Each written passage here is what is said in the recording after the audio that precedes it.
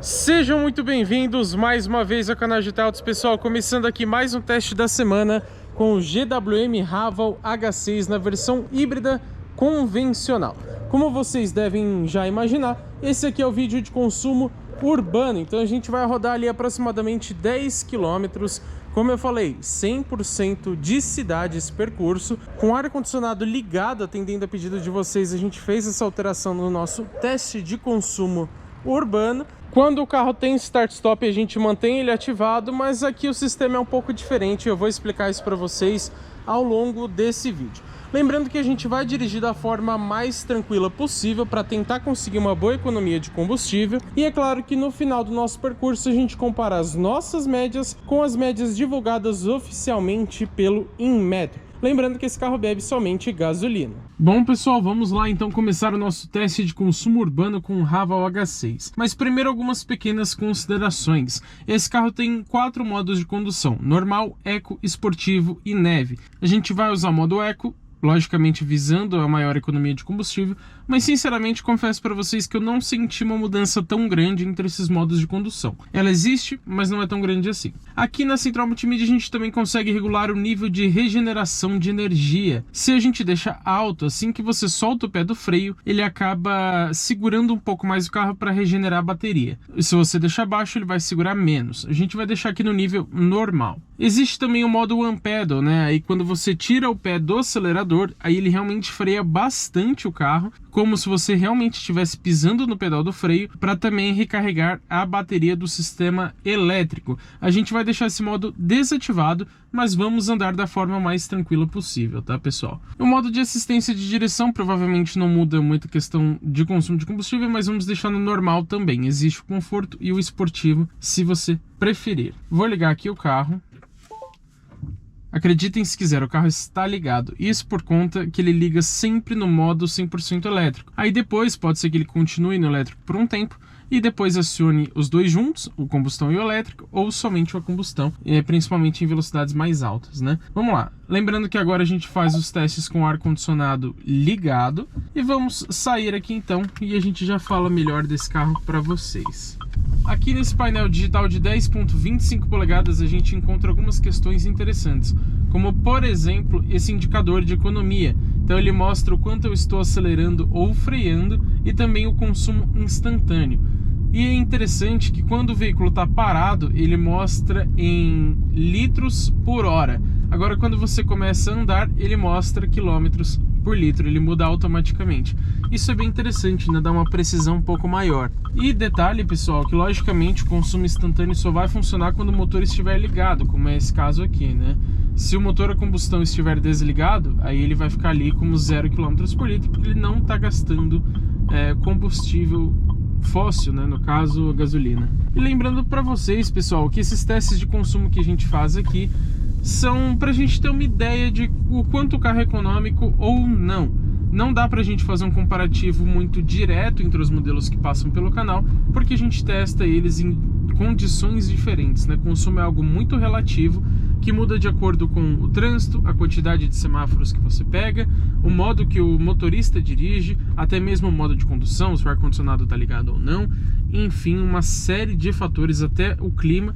Então, a gente não pode comparar diretamente essas médias que a gente faz, mas é só para a gente ter uma ideia de quanto que é econômico ou não, rodando em percurso 100% urbano. Outra questão interessante em relação à variação de consumo é que esse aqui é um modelo híbrido, e a gente consegue inclusive ver aqui na central multimídia o assistente de consumo de energia. Então ele mostra pra gente o fluxo de energia, se é a bateria que está movendo o carro, se é o motor a combustão, ou se o motor a combustão está recarregando a bateria e etc, tá, pessoal? Vocês estão vendo ele apitar aqui o sensor de ponto cego, né? Porque eu dei seta para a esquerda e tinha um ciclista ali no meu ponto cego. Isso é bem interessante. Mas esse assunto para outro vídeo, tá, pessoal? A gente vai fazer um vídeo dedicado às assistências à condução desse modelo. Mas voltando ao assunto de antes, tem momentos que a bateria não está muito carregada aqui no Haval H6 e por isso ele vai ficar menos econômico. Então, quando a gente fala de um carro híbrido, esse ponto também é variável. A gente não pode considerar essa média aqui que a gente vai fazer em trecho 100% urbano como uma média de consumo que vai acontecer em todos os casos, não necessariamente. quando ele anda no modo 100% elétrico, pode ser que você não gaste uma gota de combustível ou faça 30 km por litro, como já me ocorreu, 25 km por litro. Em outros casos, eu peguei um trecho de bairro, ou seja, trecho muito curto, 1, 2 km, que é realmente muito pequeno, o carro ainda nem aqueceu direito, e ele fez 7 km por litro. Então é uma variação um pouco grande, mas aqui ele está com mais ou menos a carga padrão que ele geralmente fica, que é metade da bateria. Pelo que eu notei, ele mantém sempre nessa faixa de capacidade da bateria do sistema elétrico. Outra questão bem legal para a gente frisar para vocês. Reparem aqui que ele está em um silêncio praticamente absoluto. Vocês vão escutar só as questões externas e também o ar-condicionado que está ligado aqui. Mas por que acontece isso? Porque ele está em modo EV, Electric Vehicle, ou seja, no modo 100% elétrico. E isso significa que ele funciona como se fosse um start-stop mais avançado. Sempre que o carro para, ao invés dele manter o motor a combustão funcionando e gastando gasolina, ele mantém a parte elétrica ligada. Então você continua com a assistência da direção. Quando você mexe assim em veículos com start-stop, ele religa o motor para te dar assistência. Aqui não tem esse problema. O ar-condicionado continua funcionando, mas ele está gastando só energia da bateria. Vamos falar então de conjunto mecânico, que é um pouco complexo nesse carro, mas é muito interessante. Ele utiliza um motor a combustão 1.5 turbo a gasolina, com injeção direta de combustível e ciclo Otto, tá? O convencional. Tem muitos carros híbridos que usam o ciclo Atkinson, porque é mais voltado para eficiência de consumo. Nesse caso aqui, não, é o ciclo Otto. Curioso isso, né? E você ainda tem um motor turbo, né, com injeção direta e tudo mais. Foi uma escolha bem diferente que a GWM fez. Mas a gente vai conferir se esse conjunto ficou econômico ou não. Bom, tá aparecendo aí na tela para vocês os números individuais que eu encontrei no manual do veículo de acordo com cada motorização, mas somando com o motor elétrico, esse conjunto mecânico rende até 243 cavalos de potência com 54 kg de torque. É realmente números bem expressivos, tá, pessoal? Lembrando que aqui são 1.699 quilos, praticamente 1.700, né? Não é um carro tão pesado considerando o porte dele e também o conjunto híbrido, né? As baterias também pesam um pouquinho, né? Apesar de elas serem pequenas, são apenas 1.6 kWh. Para você ter uma ideia, a versão plug-in que você conecta na tomada tem 34 kWh, mas é normal que o híbrido convencional tenha uma bateria menor, tá, pessoal? Justamente porque é o próprio motor a combustão que recarrega ela. Você não precisa conectar em uma tomada.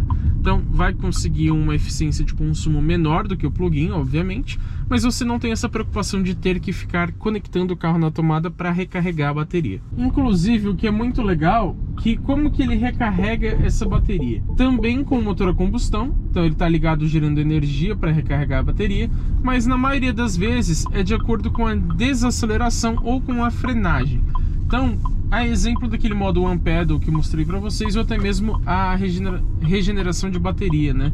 Que eu falei que você tem diferentes modos de intensidade. E como que funciona? Assim que você tira o pé do acelerador, o carro começa a perder um pouquinho de velocidade. Por quê?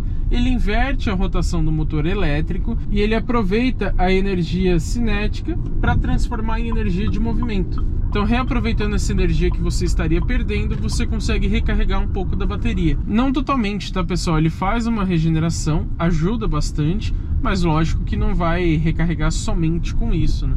A não ser que você ande somente freando, digamos assim.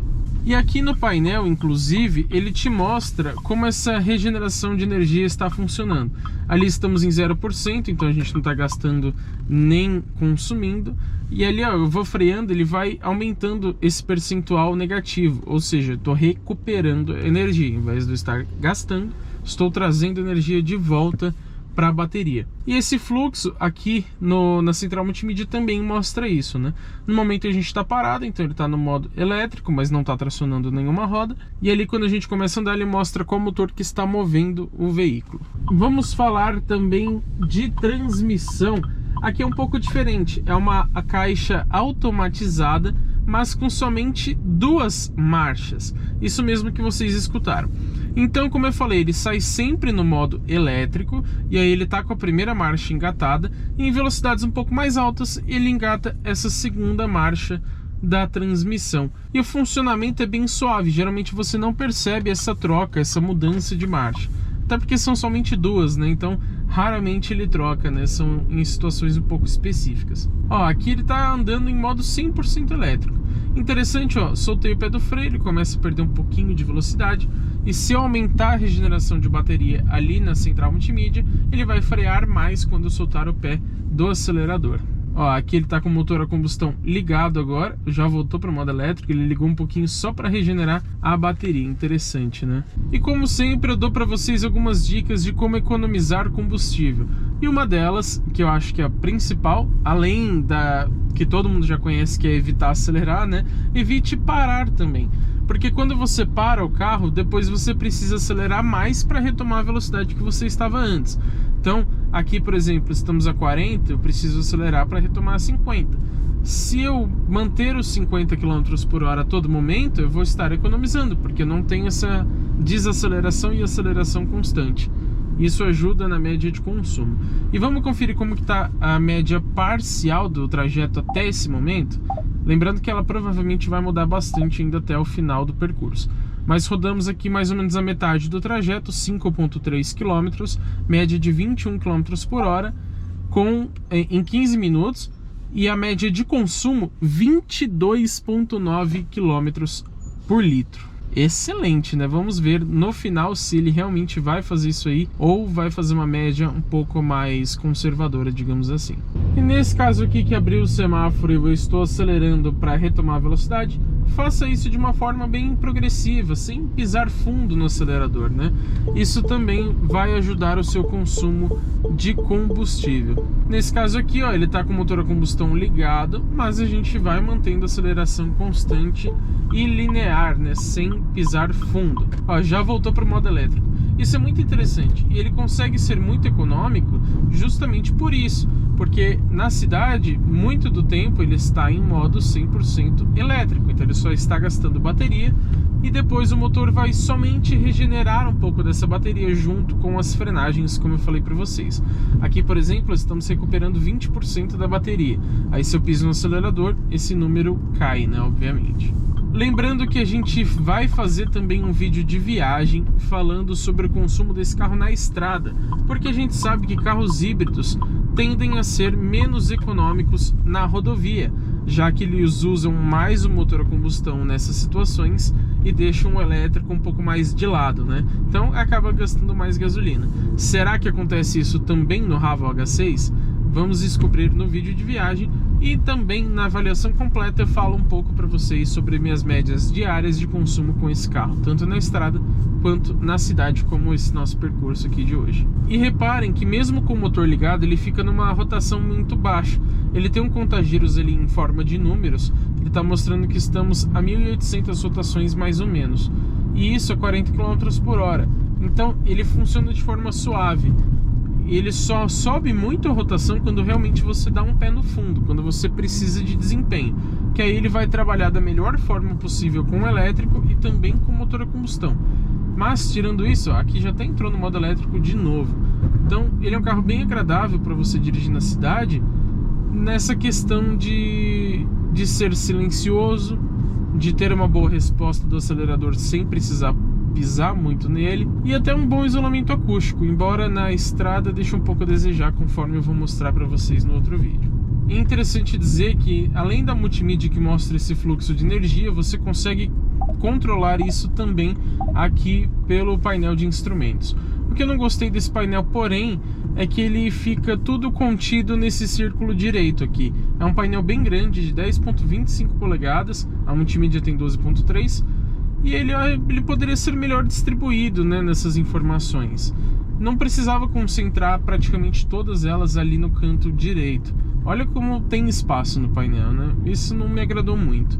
Mas a gente vai falar todos os detalhes do Ravo H6 na avaliação completa, inclusive se vale a pena ou não comprar esse modelo aqui pelo preço de hoje, que está ali na faixa de R$224 mil, com o teto solar elétrico panorâmico.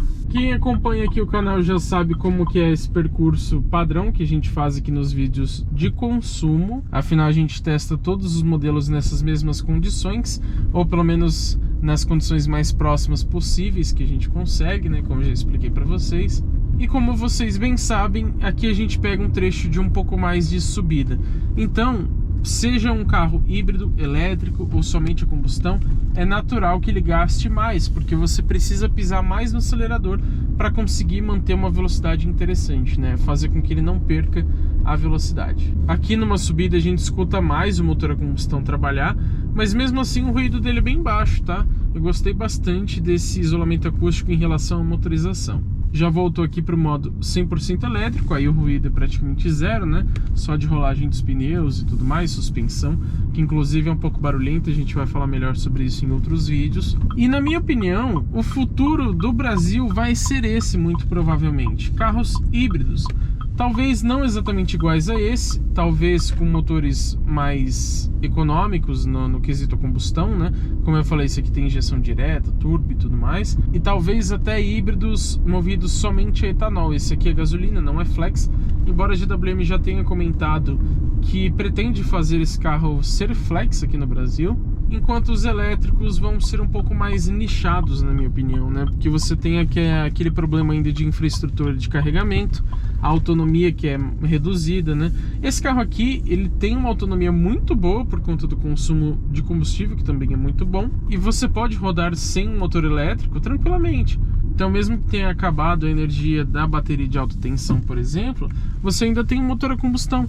Então você pode ir abastecendo e você chega onde você quiser praticamente com esse conjunto mecânico aqui, né? Você não depende somente da energia elétrica. Estamos caminhando aqui para o final do nosso trajeto, eu só vou estacionar ali na frente e eu já mostro para vocês como que ficou essa média de consumo com o GWM Haval H6 rodando em trecho 100% urbano. E vamos lá conferir como que ficou a média de consumo. Bom, passando aqui para baixo no volante, você tem a média desde o início, mas eu quero que eu resetei depois. Rodamos exatamente 10 km, média de 24 km por hora em 25 minutos e a média de consumo na cidade com gasolina 15,9 km por litro. Fala aí, é bom ou não é? Lembrando que o Inmetro diz oficialmente que ele faz 13,8 com gasolina na cidade. E aqui a gente está com ar ligado, inclusive, tá? Ou seja, a gente conseguiu uma média bem melhor do que a média informada pelo Inmetro, ao menos rodando na cidade. Mas e aí, o que eu achei sobre essa média de consumo de 15,9 km por litro? Sinceramente, excelente. Claro, estamos falando de um modelo híbrido, então logicamente ele vai ser mais econômico que um equivalente a combustão, mas certamente é muito legal você ter um consumo até melhor do que carro 1.0 aspirado, até porque só para ter uma ideia de base, tá? Não é uma comparação exata, o Citroën C3 1.0 aspirado que a gente testou fez 14,6 km por litro nesse mesmo trajeto, e na época a gente fazia com o ar-condicionado desligado. Esse fez 15,9, mesmo sendo um carro automático, muito mais pesado, são praticamente 1.700 quilos, com toda a tecnologia que ele tem, também é um carro bem confortável, enfim. E você consegue uma média surpreendente dessa. Isso é muito interessante em um carro híbrido. Então a gente pode afirmar sem medo de errar que o consumo de combustível é um dos pontos mais positivos aqui do GWM Haval H6 Premium, porque essa é a versão com teto solar. Agora que vocês já sabem a minha opinião, comentem embaixo o que vocês acharam sobre essa média de consumo e se inscreva no canal, é claro, ativando as notificações, porque teremos muito conteúdo legal com esse carro e também com todos os outros que passam aqui pelo canal GT Autos.